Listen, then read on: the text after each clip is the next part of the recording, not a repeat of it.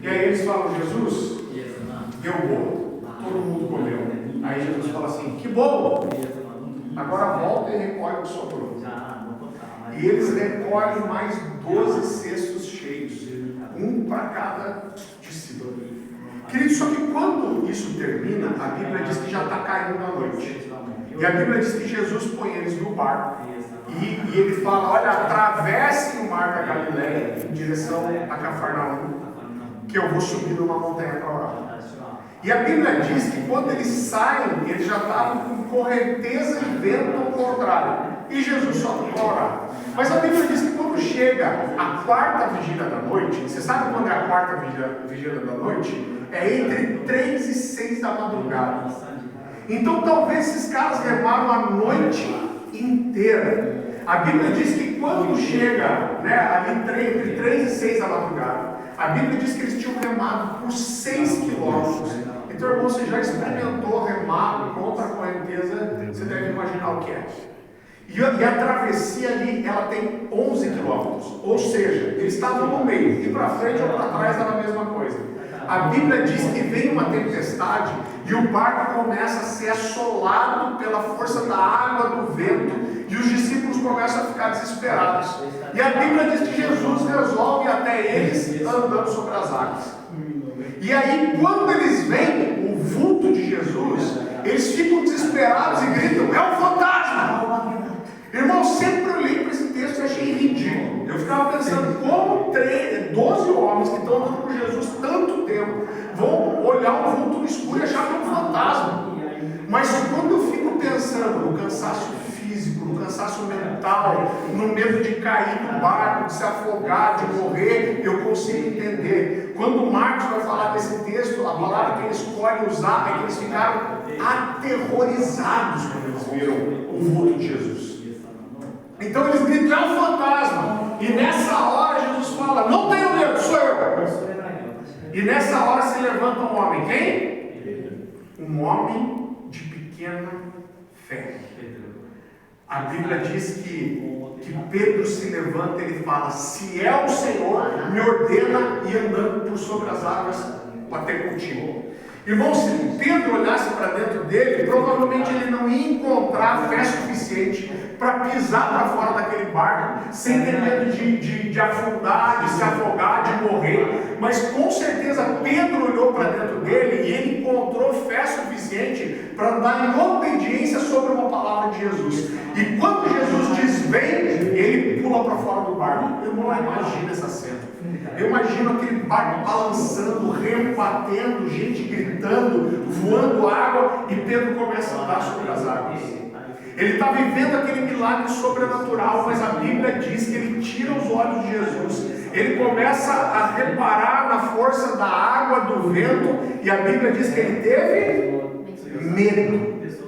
E ele teve medo e começou a afundar. E quando ele começa a afundar, ele grita: mestre, socorro! E a Bíblia diz que imediatamente Jesus agarra ele pela mão e fala: homem de pequena fé, por que você duvidou? E queridos, a gente olha demais para a pequenez da fé de Pedro. Mas eu quero dizer para você que naquela madrugada, 11 homens voltaram para casa com uma história para contar. A história de terem visto um homem andar sobre as águas. Mas só um voltou para casa com a experiência de ter andado sobre as águas. Quem? Um homem de pequena fé.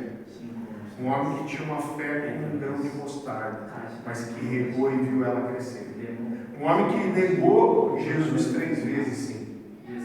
Mas a Bíblia diz que o Senhor deu uma chance para ele. E algo que a Bíblia não diz, mas a história conta, é que muitos anos depois, Pedro foi preso pelo Império Romano. E dessa vez ele não negou, ele não fugiu, mas falaram para ele: se você não negar sua fé, você vai ser morto. E dessa vez ele não negou, não fugiu, mas ele falou: eu não sou digno de morrer como meu Senhor. Então, se você vai me crucificar, me crucifica de cabeça para baixo. E a história conta que foi assim que Pedro morreu. Queridos, a Bíblia conta uma história que está lá em Marcos capítulo 9, E eu, como pai, eu fico muito tocado por essa história, porque a Bíblia fala de um pai que chega para Jesus e diz assim: mestre, o meu filho é tomado por espíritos malignos. E ele diz: olha, ele arranja o dente, ele espuma pela boca, esse espírito joga ele no chão. É um quadro bem típico de endemoniamento. Ele diz: mestre, esse espírito tenta jogar ele na água, no fogo para matá-lo. E ele diz: mestre, você pode fazer alguma coisa? E a Bíblia diz que Jesus responde: se eu posso, tudo é possível àquele que... Eu amo os detalhes da Bíblia. A Bíblia diz que aquele pai, com os olhos marejados de lágrimas, ele diz: eu creio, me ajuda com a minha falta de fé. Então, ao mesmo tempo que ele está dizendo eu creio, ele está dizendo: Deus, eu creio, mas a minha fé não é toda certeza e convicção. Eu creio, mas eu preciso da sua ajuda.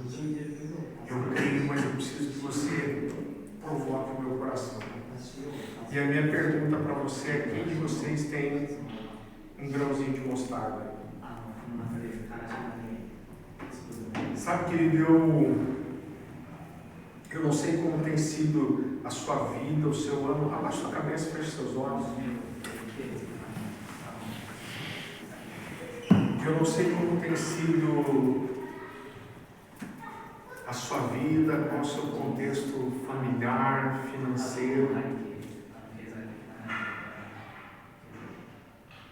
Mas eu sinto uma coisa no meu coração, e é comum eu sentir algo a respeito disso. Mas eu sinto como se o sentimento de pelo menos uma pessoa aqui fosse: Deus, eu estou cansado de chorar pela mesma coisa. Eu estou cansado de orar pela mesma coisa. Então talvez esse tenha sido um ano em que você dobra o seu joelho na sua casa e você olha para dentro do seu coração e às vezes é difícil encontrar fé. Talvez você tenha preferido não crer, porque como o provérbio diz, a esperança frustrada adoece o coração. Mas a verdade é que sem aplicar fé é impossível agradar a Deus. Então eu queria te dizer de uma forma muito simples: você pode fazer aquela oração interna, mas eu acredito que mais do que só trazer uma palavra de conhecimento, de ensino, eu acredito que existe um ambiente profético aqui. Eu acredito que existem momentos em que Deus ele escolhe para regar nossa fé. Então, eu quero orar com você, mas eu queria que você não ficasse só me ouvindo. Então, talvez você seja essa pessoa que precisa ter essa semente regada no seu coração, que precisa de um renovo dessa fé. E talvez você precise fazer uma oração sincera nessa noite, como que esses heróis da fé fizeram. Como Gideão, que falou: aonde está o Senhor nos abandonou. Ou como Moisés, que falou: eu não consigo. Talvez você precise fazer uma oração sincera, dizer: Deus, está doído crer, está difícil de crer, mas eu preciso que o Senhor regue minha semente nessa noite. Enquanto você coloca o seu coração diante de Deus, eu gostaria de orar por você também. Senhor meu Deus, eu te agradeço por essa noite. E o Senhor sabe que eu entreguei essa mensagem da melhor forma que eu pude, mas só o Teu Espírito pode tornar a Tua palavra viva, ativa, a ponto de falar de forma pessoal com cada um de nós. Senhor meu Deus, em nome de Jesus, eu desfaço, eu repreendo todo medo de crer, Senhor, toda desesperança. Em nome de Jesus, eu te peço que o Senhor possa visitar os meus irmãos e haja nessa noite um renovo da fé, um renovo da esperança, Senhor. Eu te peço que o Senhor devolva ao coração deles aquela alegria gostosa de gerar expectativa, aquela alegria gostosa de esperar coisas novas no Senhor, Pai.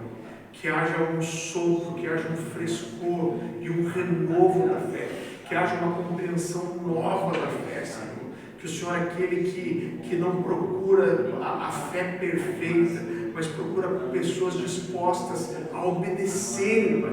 Mesmo que o sentimento da fé seja falho, que isso possa ser enraizado, essa verdade possa ser enraizada no coração dos meus irmãos e eles possam ser renovados, Senhor, em nome de Jesus. Em nome de Jesus. Em nome de Jesus. Amém, querido. Você recebe essa palavra? Amém. É uma alegria para mim estar com vocês. Amém. Glória a Deus. Aleluia.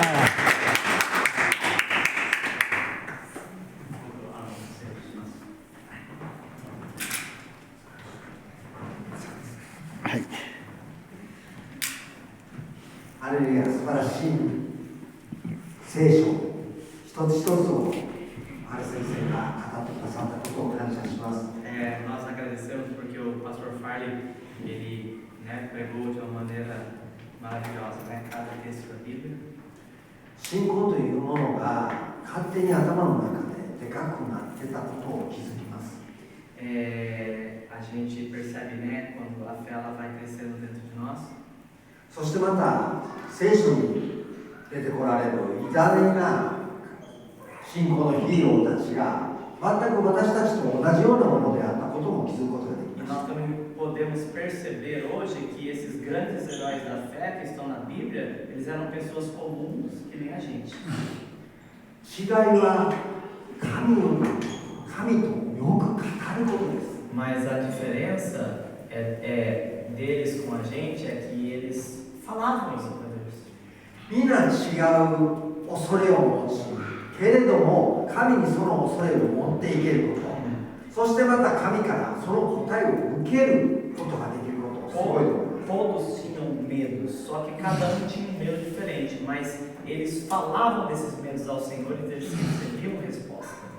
信仰の前に神様がおられるということを確実に信じることが大切だ。 Então é muito importante que nós entendemos que quem antecede a fé é o Senhor, que o Senhor está presente, ainda que nós não sintamos essa fé. 神はそばに生きておられる。 O Senhor está perto de nós. そして神は私それぞれ一人一人をよく知っておられること。 E que o Senhor, Ele conhece cada um de nós. そこに私たちのこの命の意味があるということを知りました。 E nós então percebemos que nele existe o sentido da nossa vida. もしかしたら神様から見るとそれは当たり前のことかもしれません。 Talvez, olhando da perspectiva de Deus, isso é óbvio. 実際私たちを作られたからですから。 Porque Ele que nos criou. ただ私たちがそれをわからないということが大きな問題です。 Mas o grande problema é que nós não percebemos essas coisas. 私たちのその小さな心を乗り越えて神の御胸に私たちが飛び込みましょう。 Que nós possamos então romper, com as nossas fraquezas e podemos avançar na vontade de Deus. わかりました。恐れがあることは当たり前です。 Nós entendemos, ficou claro que ter medo é normal. できることならその恐れを楽しみましょう。 Então, se for possível, vamos celebrar, ainda que tenhamos medo, Vamos nos divertir com o medo, foi isso que ele quis dizer. なぜなら神が共におられるからです。 Isso porque o Senhor está conosco. もう一度今日御言葉を語ってくださったファーレ先生に拍手をしましょう。 Salve de palmas pela vida do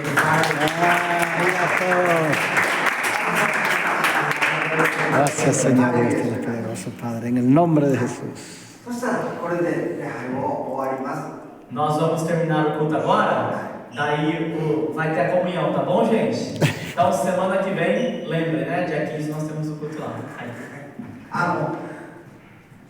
ちょっとその交わりのための食事を持ってきますので、皆さん共に交わりましょう。 Ele trouxe, os irmãos prepararam algumas coisas para que tenham um tempo de comunhão. Então, vamos ter um tempo de comunhão agora.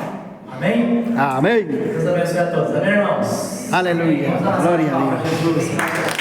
Gracias, Señor. Só passar, essa semana tem culto de oração quarta-feira, tá bom? Tem culto de oração quarta-feira e depois não tem mais nada, porque nós vamos ter muita coisa no final de semana, então para vocês descansarem, tá bom? Então só quarta-feira tem culto de oração. Ok? A EFAP, como eu mandei lá, vai atrasar um pouquinho, para não conseguir gravar, mas vai ter 2 semanas consecutivas. Então, gente, descansa enquanto não tem nada, porque depois fala.